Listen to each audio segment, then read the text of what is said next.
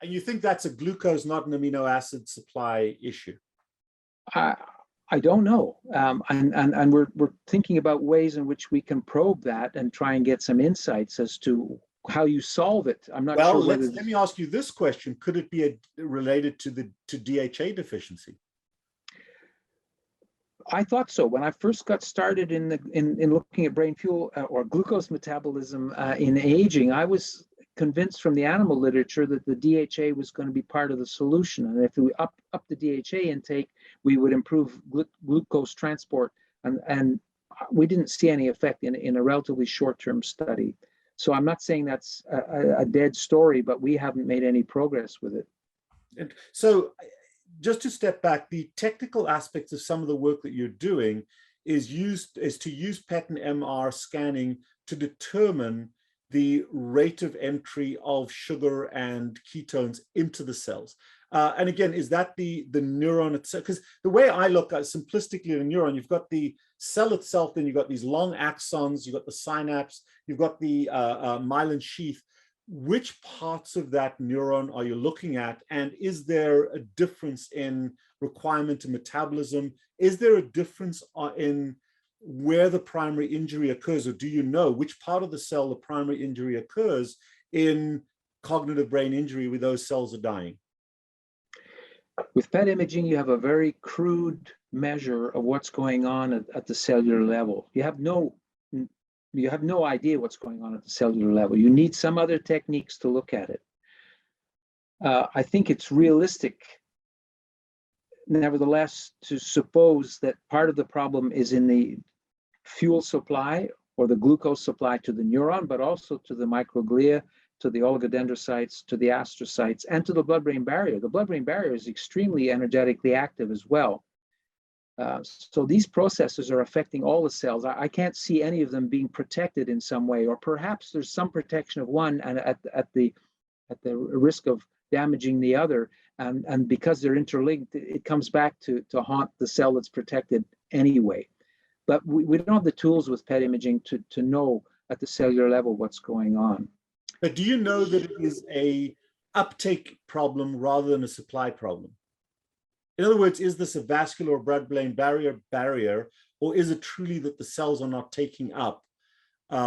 They can't get the sugar into the cell. That the glucose is available on the outside of the cell and not able to enter, or is it not available to the cell adequately? The glucose is available in the bloodstream, for sure. Whether there's a deficit in getting it across the blood-brain barrier is not clear, but it affects everything downstream from there. But remember, the process starts at the level of the activity of the nerve cell itself.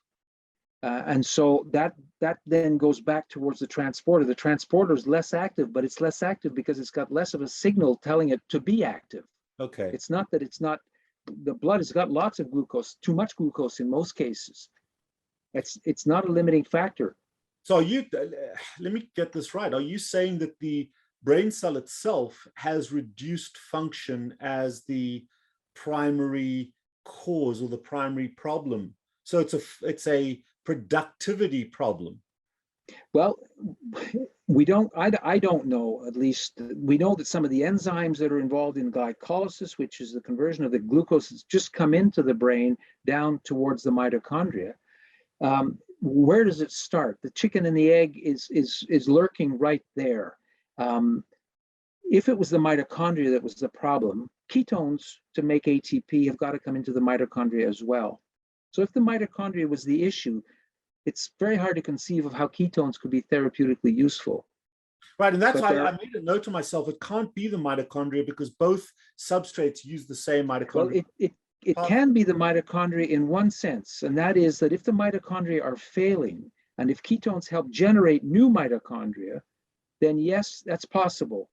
And I don't want to leave the impression that that's not a possibility. It is a possibility. Not that in the studies we've done, the ketone levels are not that high in the blood when we do this. They're not like on a ketogenic diet. So if we're inducing mitochondrial biogenesis in our studies with an MCT of 30 grams a day, that system is very responsive. Well, that's what I So was interested in. 30 grams a day does not seem like a lot. it's not. And yet you've seen statistically significant differences over 6 months.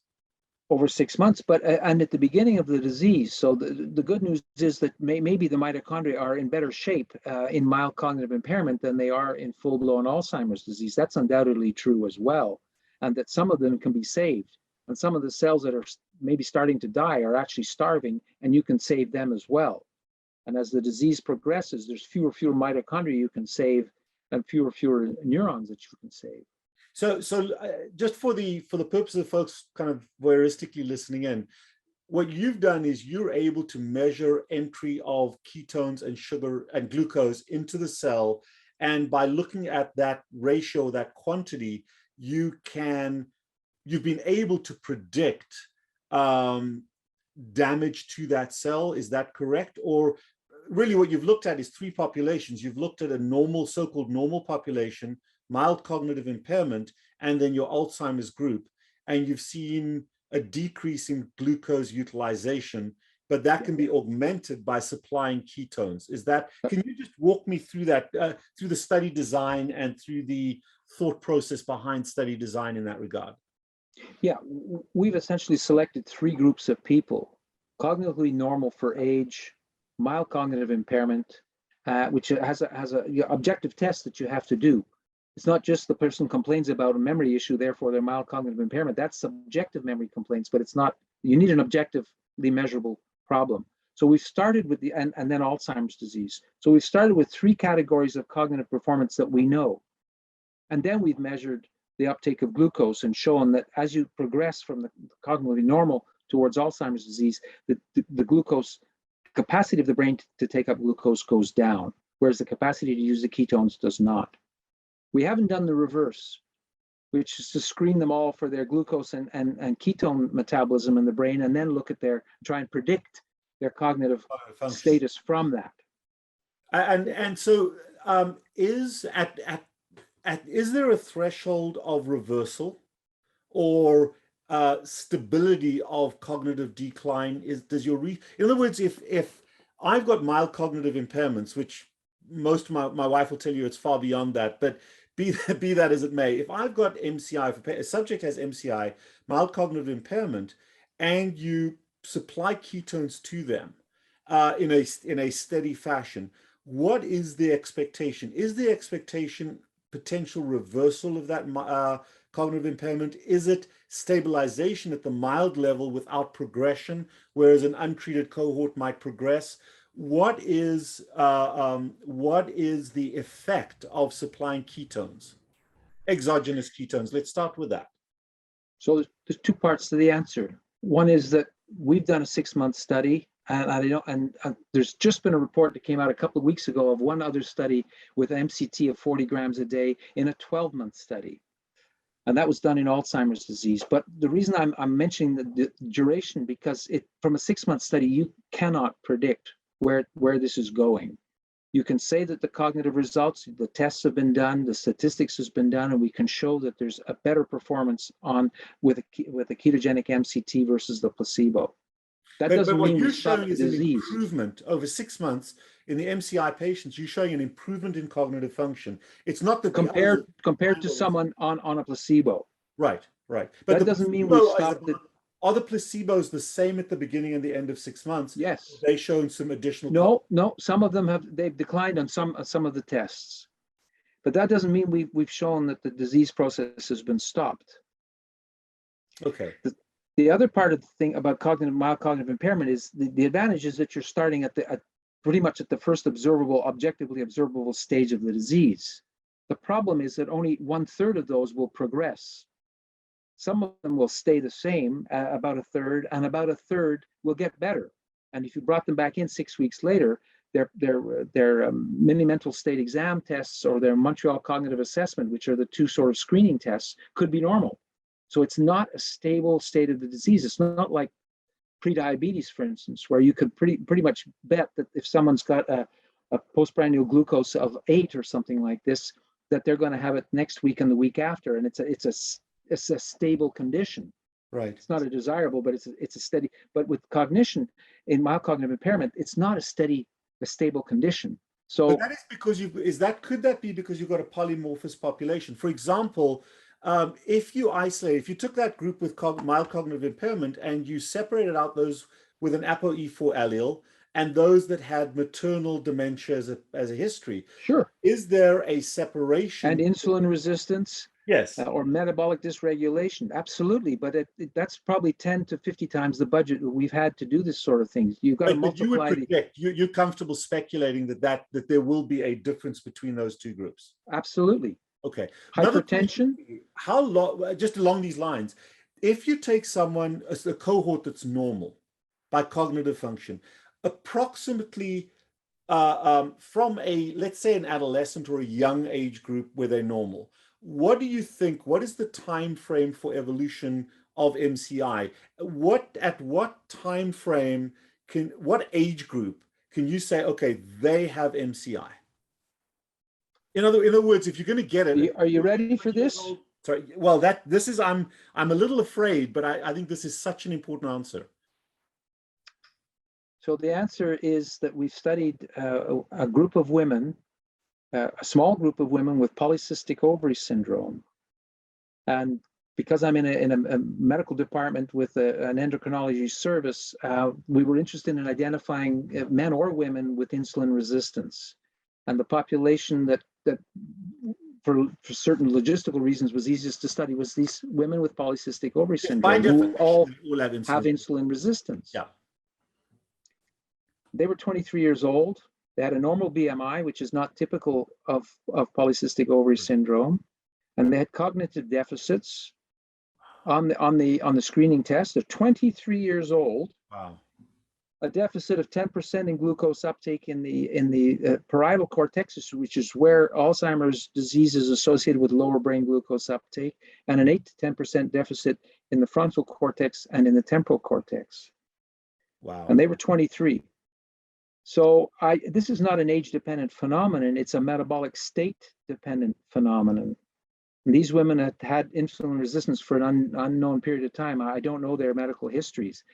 But I imagine that if you had insulin resistance at 15, you could probably see similar sorts of trends. The question is, scarily, where does it start? I don't know at this point. Wow. And just one question there, because we've talked a little bit. I know this is not, again, your field of expertise, but there is a potential to postulate if those same women started out at an infant age of poor brain development, is that a separate problem to mild cognitive impairment? In other words, if you've got a group of kids who have poor development, maldevelopment of their brain because of early substrate intake, or a lack of ketones, a lack of DHA, that's not the population you're studying. This is a group of people who had normal cognitive function in their late childhood. Probably. And because that's the question, is this cohort, have they always been bad, or did they become bad at 23? Because obviously this has huge ramifications for intervention. Well, we don't know their medical history. I don't know their medical history. So this wasn't a longitudinal study. I have no idea. But if we look at how ketones had mild cognitive impairment. Yes. Quantifiably so. Yes. Wow. Now, question for you. But just to come back to when could it start, and could it be during early development? Could it even be pre-weaning? If ketones are important for infant development, they're supplying 30% of the brain's energy requirements at birth. Okay. They're important for brain myelination. So if they're protecting cognitive performance later, they're protecting against seizures and cognitive deficits associated with epilepsy in children as young as probably 2 years old, perhaps younger. It's reasonable for us to speculate that there's a protective benefit throughout the lifespan. There's no reason it's going to jump from 5-year-olds to 55-year-olds. We've just identified 23 as a susceptible age. So I'm sure teenagers are susceptible as well. Whether it's a fuel problem, a neurotransmitter problem, a signaling problem, myelination problem,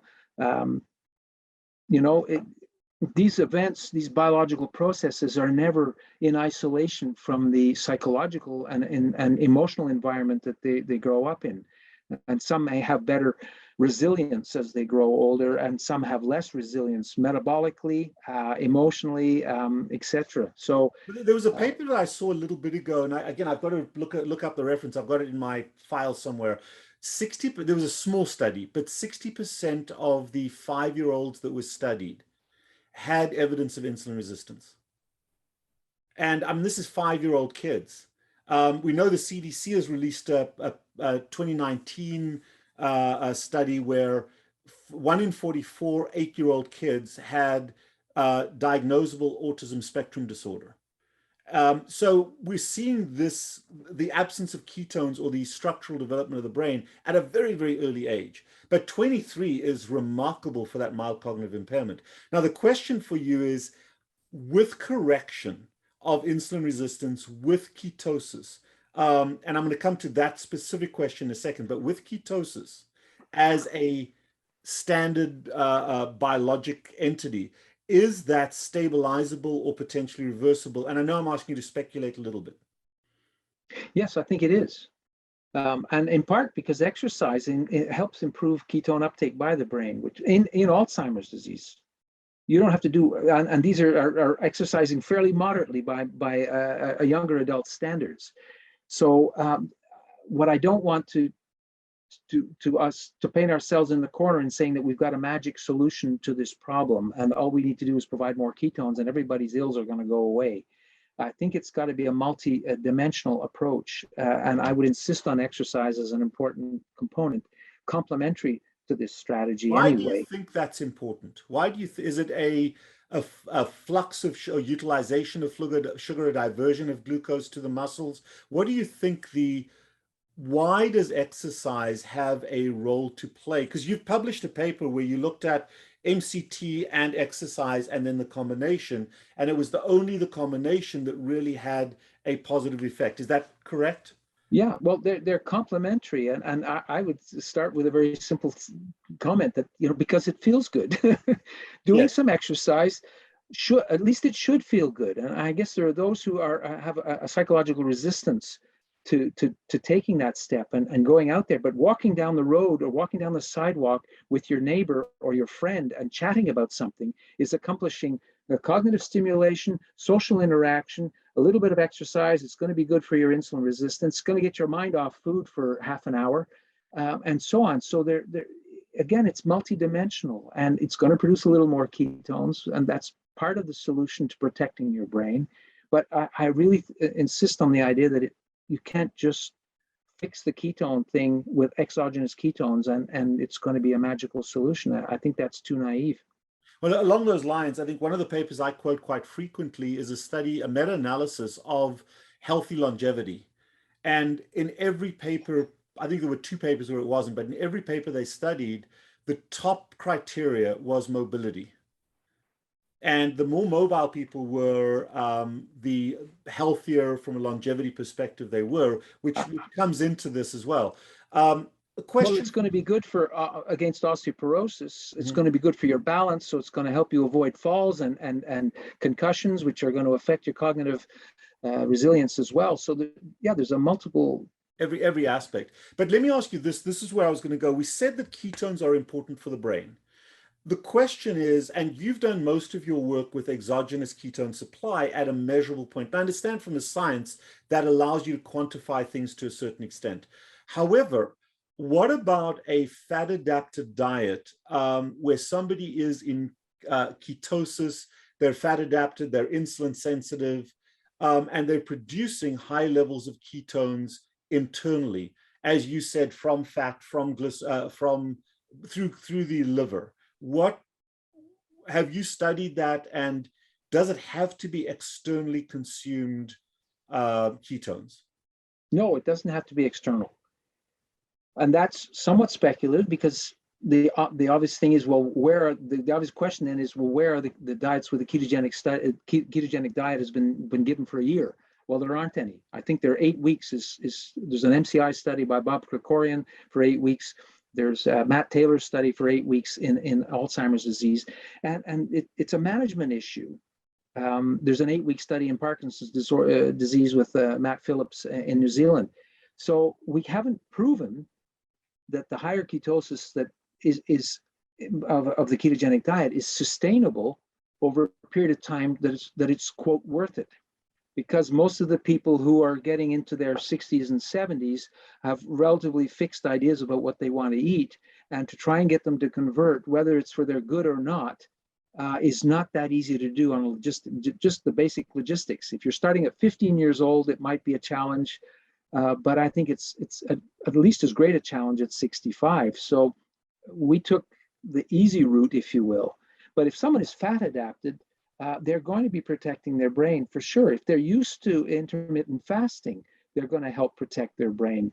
But if you want to introduce that to a 75-year-old, I think you face a pretty stiff uphill challenge. I'll tell you, I've got a large cohort of people in their late 50s, early 60s, 70s, who, for a variety of now clinically evident diseases, cardiovascular, other metabolic syndrome, have switched their lives over. And a lot of those folks have gone very seriously carnivore, are in deep ketosis, and have really transformed their way of life because they've done it on purpose to negate somatic disease. We haven't really, and this is the cohort that I'm looking at to educate them clinically and to help them clinically to reinforce the importance of that cognitive function.